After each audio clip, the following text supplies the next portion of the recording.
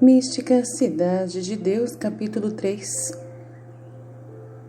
de Santa Maria de Ágreda, livro 6, tomo 3, Humildade de Maria Santíssima nos milagres de Cristo. Ensinou-a aos apóstolos. A humildade de Maria vence Deus e os homens.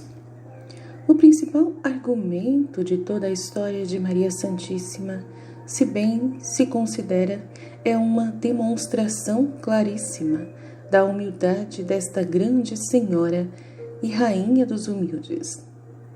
Esta virtude foi nela tão inefável que não pode ser dignamente louvada, nem adequadamente avaliada.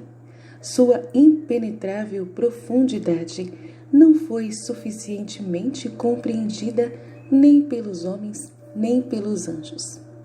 Assim como em todos os medicamentos entra a suavidade e a doçura, e a todos dá o seu sabor, ainda que seja de composição muito diversa, assim em todos os atos das virtudes de Maria Santíssima entra a humildade, aperfeiçoando-as e adaptando-as ao gosto de Deus e dos homens. Por causa da sua humildade, o Altíssimo a olhou e escolheu, e pela mesma virtude todas as nações a proclamam bem-aventurada, conforme Lucas 1:48. Não perdeu a prudentíssima Senhora em toda a sua vida um só instante, lugar ou ocasião de praticar as virtudes que podia. Maior prodígio, porém, foi unir a todas elas sua rara humildade. Esta virtude elevou-a acima de tudo quanto existiu, exceto Deus, e assim como na humildade venceu a todas as criaturas, por esta virtude venceu até o próprio Deus. Achou tanta graça a seus olhos, conforme Eclesiástico 3, 20, 21, que nenhuma graça lhe negou o Senhor tanto para si como para os outros, se ela a pedisse. Na humildade, a humilíssima Senhora venceu a todas as criaturas. Em sua casa, como fica dito na primeira parte, venceu sua mãe Santa Ana e os domésticos para lhe permitirem praticar a humildade. No templo, venceu a todas as suas colegas. No matrimônio, venceu São José. Nos trabalhos humildes, venceu os anjos. Nos próprios louvores, aos apóstolos e evangelistas, para que não as escrevessem. Ao Pai e ao Espírito Santo venceu para que assim o ordenassem. E a seu Filho Santíssimo para que a tratasse de modo a não dar motivo para os homens a louvarem por seus milagres e ensinamentos. A natureza humana e a humildade. Esta espécie de humildade tão generosa foi apanágio da humilíssima entre os humildes. Nem os homens, nem os anjos podem atingi-la, quer pelas circunstâncias pessoais diferentes, quer por sermos fracos nesta virtude. Entenderemos esta verdade, advertindo que a mordedura da antiga serpente deixou nos demais mortais o verme da soberba. Para expeli-lo, ordenou a divina sabedoria que os efeitos do próprio pecado servissem de remédio. O conhecimento dos defeitos pessoais nos fariam conhecer a baixeza que pretenderíamos ignorar. É verdade que temos alma espiritual, mas nesta ordem ocupamos o mais baixo degrau, sendo que o supremo é de Deus e o médio o dos anjos. Quanto ao corpo, não somos apenas do ínfimo elemento a terra, mas de terra suja, o barro. Tudo isto não foi ordenado pela sabedoria e poder divino sem finalidade, mas com grande coerência. Deveria o barro conhecer sua baixeza, procurar o último lugar e ali permanecer. Ainda que se visse bem moldado e adornado de graças, saberia que essas se encontram em um recipiente frágil e de pó, conforme 2 Coríntios 4:7. Contudo, todos nós perdemos o juízo. e desatinamos desta verdade e humildade tão própria do ser humano. Para restituir-nos a ela, é necessário que a concupiscência, suas paixões e nossos erros nos façam experimentar quanto somos vis e desprezíveis. Esta experiência de todos os dias ainda não basta para nos devolver o juízo e confessarmos que é iníqua perversidade cobiçar honra e excelência humana, quem por natureza é pó e por suas obras indigno até do seu tão baixo e terreno ser. A humildade de Maria ultrapassou a dos homens e dos anjos. Só Maria Santíssima, sem ser tocada pelo pecado de Adão, sem experimentar seus perigosos e feios efeitos, conheceu a arte da maior humildade e sublimou-a ao máximo. Apenas por conhecer sua natureza de criatura, humilhou-se mais do que todos os filhos de Adão, que além da natureza terrena, têm os pecados pessoais. A humildade destes foi a consequência de antes terem sido humilhados, e pela humilhação entraram, como que à força, na humildade, e tiveram que confessar com Davi, conforme Salmo 118, 67 e 71. Antes de me humilhar, errei. E outro verso, foi bom, Senhor, me terdes humilhado, para chegar a conhecer as vossas justificações. A mãe da humildade, porém, não entrou nela pela humilhação, e antes foi humilde do que humilhada. Nunca humilhada por culpas e paixões, mas sempre generosamente humilde. Não se pode medir os homens pelos anjos, porque estes são superiores, de natureza sem paixões e culpas. Apesar disso, não puderam estes soberanos espirituais alcançar a humildade de Maria Santíssima, apesar deles também se terem humilhado ante o Criador, reconhecendo-se criaturas dele. Valeu-se Maria Santíssima do fato de pertencer à natureza terrena e humana para avantajar-se aos anjos nesta virtude. À natureza espiritual deles faltou aquela condição para poderem se abater como a Divina Senhora. Acrescente-se aí a dignidade de Mãe de Deus e Senhora das criaturas e dos mesmos anjos, excelência que nenhum anjo possuiu e que sublimou tanto a virtude da humildade em nossa Divina Mestra. A Virgem Humilíssima. Em tal prerrogativa foi singular e única, era Mãe de Deus, Rainha da Criação. Não ignorava esta verdade, nem os dons da graça que recebera para ser digna Mãe de Deus. Conhecia os prodígios que por meio destes dons operava e que todos os tesouros do céu o Senhor depositava em suas mãos e à sua disposição. Com tudo isso, nem por ser mãe, nem por ser inocente, poderosa e agraciada, nem por seus milagres e pelos de seu Filho Santíssimo, jamais seu coração se levantou do lugar em que se colocara, abaixo de todas as criaturas. Ó humildade rara, ó fidelidade nunca vista entre os mortais, ó sabedoria que nem os anjos puderam alcançar. Quem há que, sendo de todos conhecido como o maior, só ele se desconheça e se considere o menor? Quem soube esconder a si mesmo o que todos os outros dele publicam? Quem se estimou por desprezível quando admirado por todos? Quem, na suma excelência e grandeza, não perdeu de vista a pequenez e, convidado para o supremo lugar, escolheu o ínfimo? E isto não por necessidade, com impaciência e coagido, mas livremente, de todo o coração, sincera e fielmente? Ó filhos de Adão, que tardos e ignorantes somos nesta ciência divina! É necessário que o Senhor muitas vezes nos oculte os nossos bens, ou lhes acrescente algum contrapeso, para que não extraviemos seus benefícios e não tramemos ocultamente alguma rapina da glória que lhe pertence como autor de tudo.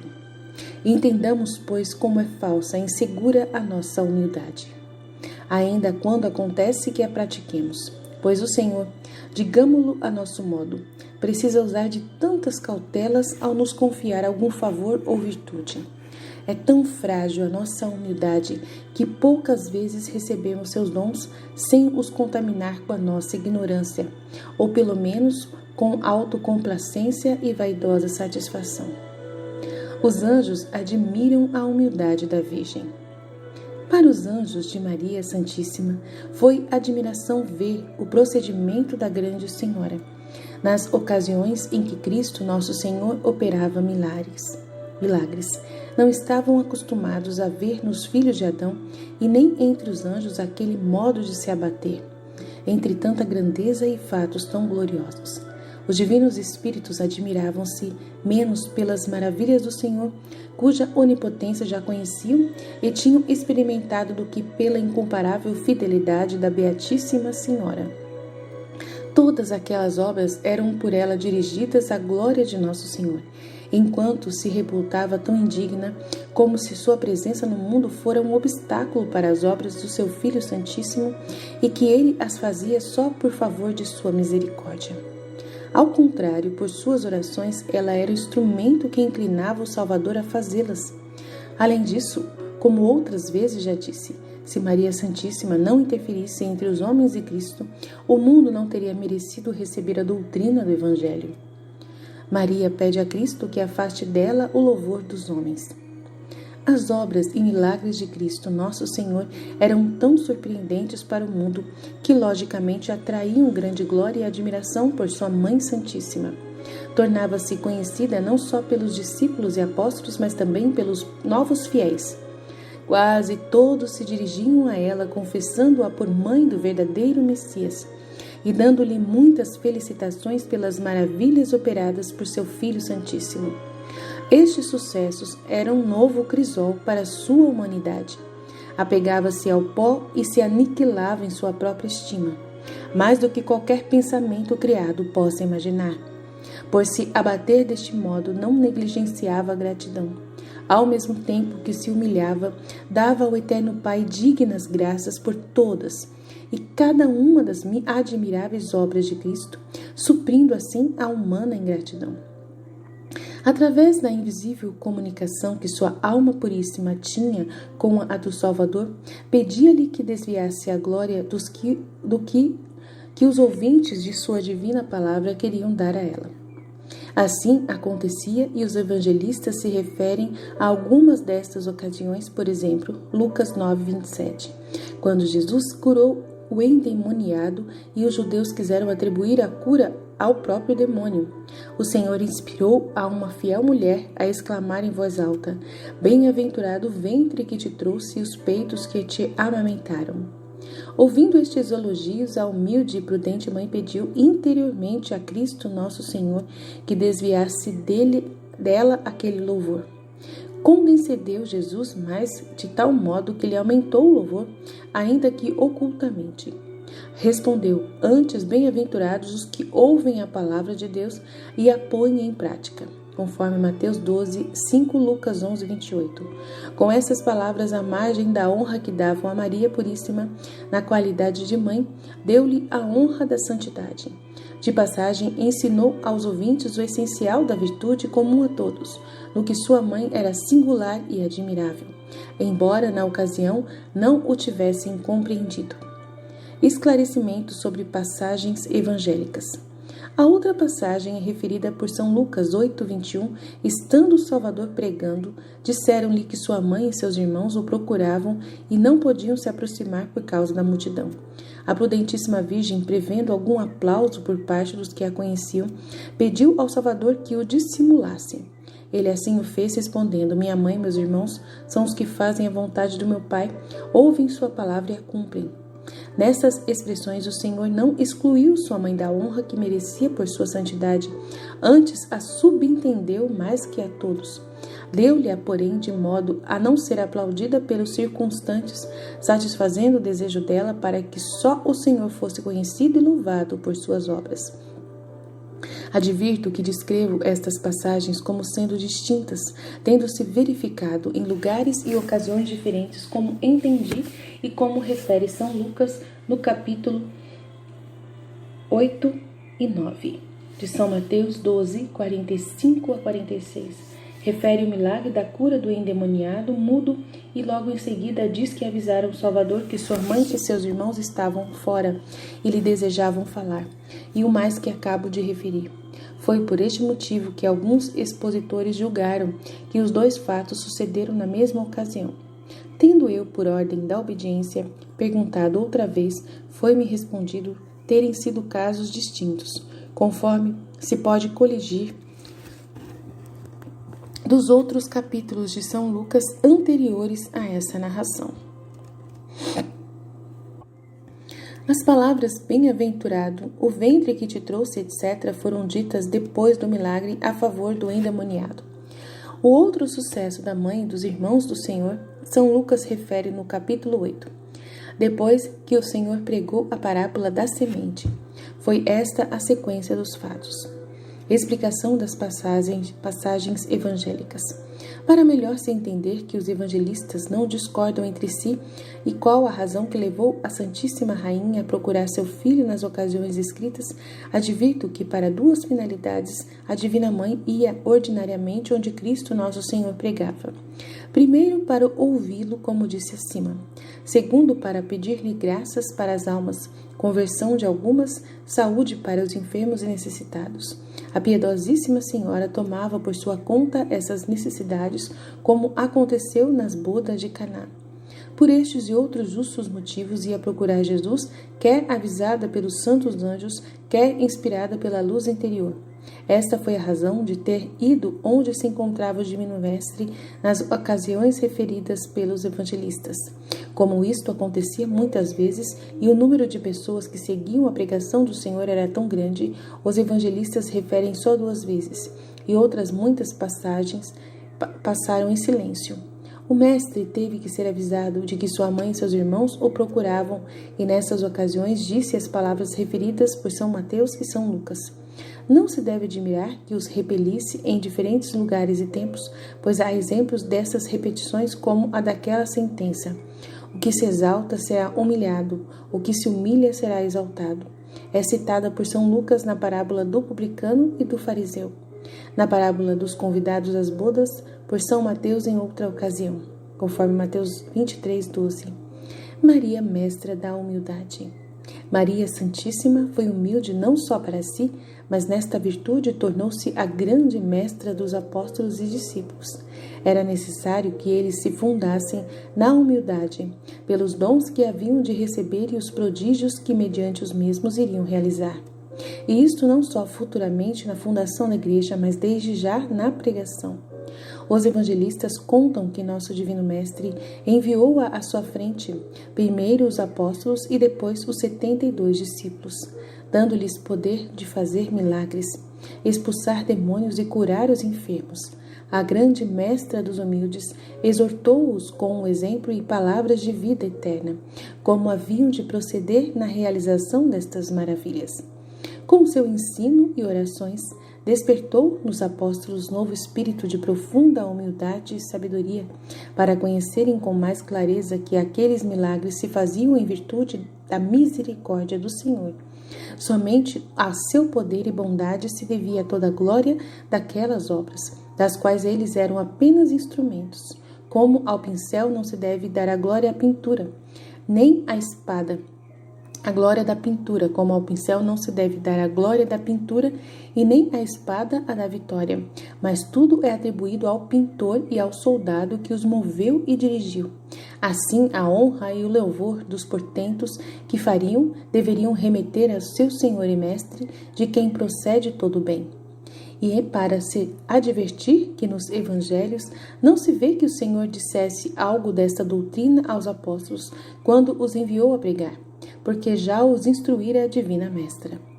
Apesar disso, quando os discípulos voltaram à presença do Cristo, nosso Senhor, e muito alegres, lhe disseram que em seu nome os demônios lhes haviam obedecido, conforme Lucas 10:17. Então o Senhor lhes advertiu que não se alegrassem por este poder que lhes dera, mas sim porque seus nomes estavam escritos no céu, conforme Lucas 10:20. Tão frágil é a nossa humildade que até nos discípulos precisou de tantos avisos e preservativos da parte do Senhor.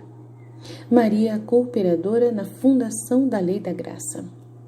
Mais tarde, na fundação da Igreja, foi ainda mais importante esta ciência da humildade que Cristo, nosso Mestre e sua Mãe Santíssima ensinaram aos apóstolos, para confirmar a fé e autorizar a pregação do Evangelho.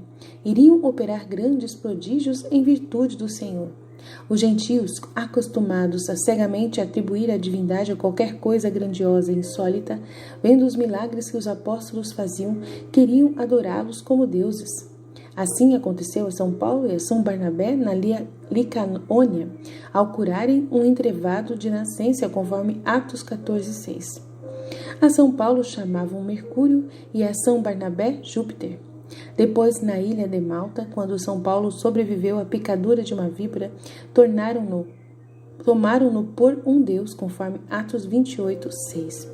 Com a plenitude de sua ciência, Maria Santíssima previa todos estes mistérios e, como coadjutora de seu Filho Santíssimo, cooperava na obra da fundação da Lei da Graça. Nos 3 anos de sua pregação, Cristo, nosso Senhor, subiu 3 vezes a Jerusalém para celebrar a Páscoa, sendo sempre acompanhado por sua Mãe Santíssima. Ela se achou presente na primeira vez em que Jesus, com um açoite, expulsou do templo os que vendiam ovelhas, pombas e bois. Nestes atos, e no mais do que fez o Salvador, oferecendo-se ao Pai naquela cidade e lugares onde havia de padecer, sempre o acompanhou a Grande Senhora. Seguia-o fazendo atos de heróicas virtudes e admiráveis afetos de sublime amor, de acordo com as ocasiões, sem perder nenhuma.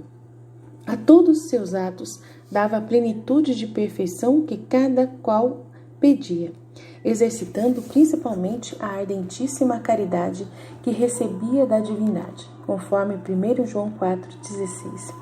Estando ela em Deus e Deus nela, era a caridade do próprio Senhor que lhe ardia no peito e a impelia a solicitar com todas as suas forças e desejos o bem do próximo. Doutrina que me deu a mesma Rainha do céu. Origem da humildade e da soberba. Minha filha, a antiga serpente estreou toda a sua maldade e astúcia em apagar do coração humano a ciência da humildade, sempre santa, nele semeada pela clemência de seu Criador. No lugar dela, espalhou o inimigo a ímpia cisânia da soberba. Para essa ser arrancada e se restituir à alma o bem da humildade perdida, é necessário que consinta e queira ser humilhada por outras criaturas, e que com incessantes desejos e sincero coração peça ao Senhor esta virtude e os meios para alcançá-lo. Raras são as almas que se aplicam a esta sabedoria e conseguem a humildade perfeita. Esta requer um vencimento pleno e total, a que chegam muito poucos, mesmo entre os que professam a virtude. O contágio da soberba penetrou tanto as potências humanas que se reflete em quase todos os seus atos. Quase nenhum deles fica isento de algum ressaibo de soberba, tal como a rosa com espinhos e o grão com a palha. Por esta razão, o Altíssimo estima tanto os verdadeiros humildes, aos que têm inteiro triunfo sobre a soberba, eleva-os e coloca-os entre os príncipes de seu povo. Tem-nos por filhos prediletos e os exime, de certo modo, dos ataques do demônio. Ele os teme, não se atreve tanto a atacá-los, porque as derrotas que sofre dos humildes o atormentam mais do que as chamas do fogo que padece. Justiça e humildade. Desejo, caríssima, que chegues a possuir com plenitude o tesouro inestimável desta virtude. Entrega ao Altíssimo todo o teu coração com docilidade e brandura, para nele imprimir, como em cera flexível e sem resistência, a imagem de meu proceder humilde. Tendo-te sido manifestados tantos segredos deste mistério, é grande tua obrigação de cumprir minha vontade. Não percas oportunidades em que possas te humilhar e progredir nesta virtude, como entendes que eu fiz, sendo Mãe de Deus, toda cheia de pureza e graça. Quanto maiores eram os dons que eu recebia, mais me humilhava, porque em minha estima excediam mais aos meus méritos e faziam crescer minha dívida para com eles. Vós todos, filhos de Adão, sois concebidos em pecado, e nenhuma há que não peque pessoalmente. Se ninguém pode negar esta miséria de sua natureza, que razão há para se humilhar diante de Deus e dos homens? Abater-se-á até a terra e colocar-se no último lugar. Não é grande humildade para quem pecou, porque sempre lhe resta mais honrado que merece. O verdadeiro humilde deve descer abaixo do que lhe toca, ser desprezado e ofendido por todas as criaturas, considerar-se digno do inferno. Tudo isto será mais justiça do que humildade, porque é o que merece. A humildade profunda, porém, vai até desejar maior humilhação do que lhe cabe por justiça. Por este motivo, nenhum dos mortais pode chegar ao gênero de humildade que eu tive, conforme entendeste e escreveste. Não obstante, o Altíssimo se dá por satisfeito que se humilhem no que, por justiça, podem e devem. Monstruosidade da soberba. Vejam agora os soberbos sua fealdade, e saibam que são monstros do inferno, imitadores da soberba de Lúcifer. Quando este vício o acometeu, encontrou-o formoso e com grandes dons de graça e natureza. Se desvaneceu com os bens recebidos, possuía-os realmente como coisa sua. O homem, porém, que além de ser de barro, peca e está cheio de fealdade e abominações, torna-se monstro quando quer se exaltar e se ensoberbecer. Neste desatino excede ao próprio demônio, pois não tem a natureza nobre, nem a graça e formosura que Lúcifer possuía. Este inimigo e seus sequazes desprezam e fazem caçoada dos homens que com tão baixas qualidades se ensoberbecem, pois entendem sua loucura desprezível e estulta. Atende, pois, filha, a este esclarecimento, e humilha-te mais do que a terra, sem mostrar mais sentimento do que ela. Quando o Senhor por si ou pelas criaturas te humilhar, não te julgues agravada ou ofendida por qualquer dessas humilhações. Se detestas o fingimento e mentira, adverte que o maior deles é apetecer honra e autoconceito a si mesmo. Aquele que por qualquer pecado ainda leve merece estar abaixo de todas as coisas do mundo, ainda mais a mais ínfima. Não atribuas às criaturas as aflições e tribulações que Deus permite para humilhar-te a ti e a elas. Isto vem a ser queixar-se dos instrumentos e da ordem que a divina misericórdia estabelece, afligindo com castigos os homens que deseja levar à humildade. Assim o faz atualmente com estas nações, como finalmente deveriam compreender. Humilha-te na presença divina para lhe aplacar a indignação, por ti e por todos os teus irmãos, como se tu fosses culpada e devedora somente vós, durante toda a vida. Ninguém deve saber se já pagou o que devia. Pelos dons e favores que recebeste e recebes, mostra-te agradecida como quem menos merece, mais deve. Assim, estimulada, humilha-te mais do que todas e trabalha sem cessar para satisfazer, ao menos em parte, a divina piedade que tão liberal se mostrou para contigo. Fiat.